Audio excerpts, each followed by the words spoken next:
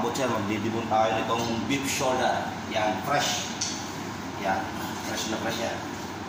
Didibon ko siya. Tanggalin ko muna itong ano niya, pinakabatok. Yan o. Sarap yan mga butcher. Tanggalin muna natin taba-taba.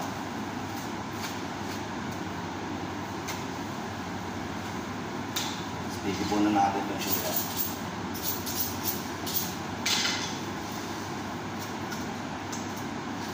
Natin inuuna yung palaypay.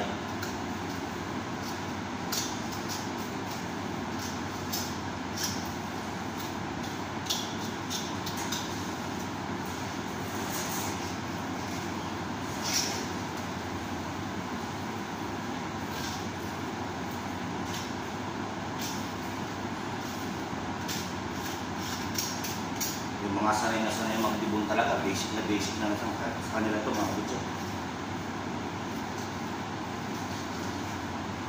Sa akin naman, hindi naman talaga laging araw-araw trabaho ito mga butcher, kaya hindi masyadong kagalingan. Marunong na tayo sa mga basic.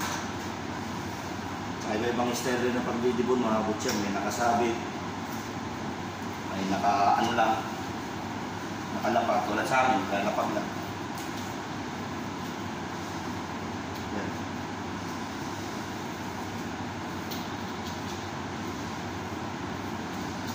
Magaling magbakak nito kung palaypay, binabakak mo.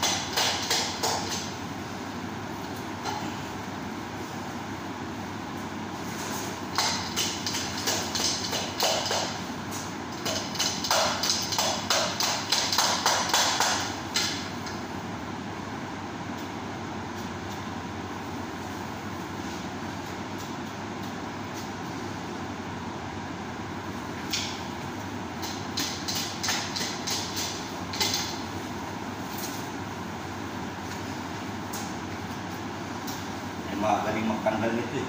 Sa akin, hindi ko kabisado mga butcher.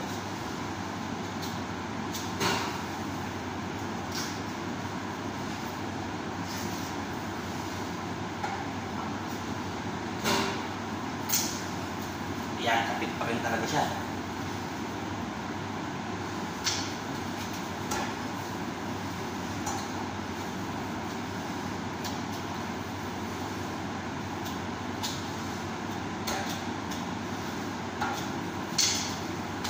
Yan, pagmalas din.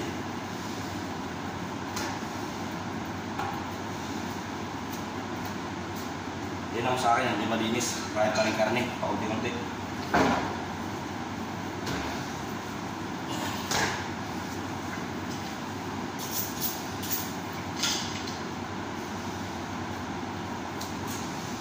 So, natin ko dito sa may shank nyo.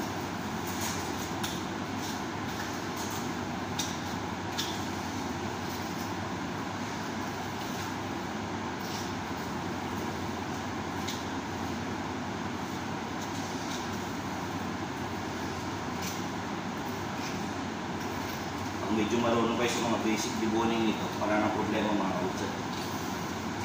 Kasi kung anong kumpanya na gusto nyo, kung anong style ng pagdebon nila, makakatsak nyo na yun.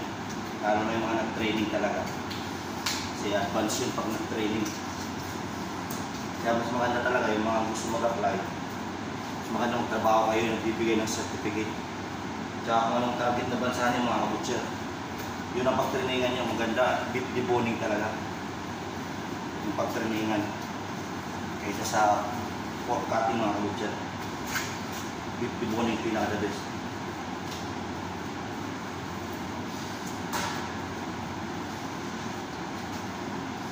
Kasi mga malaking bansa talaga puro deep deboning.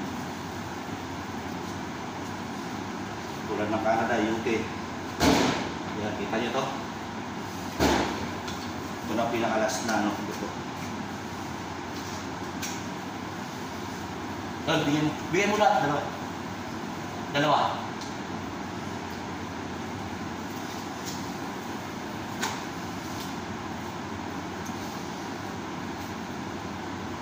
Yan, kaya hanggang dito na mga butcher.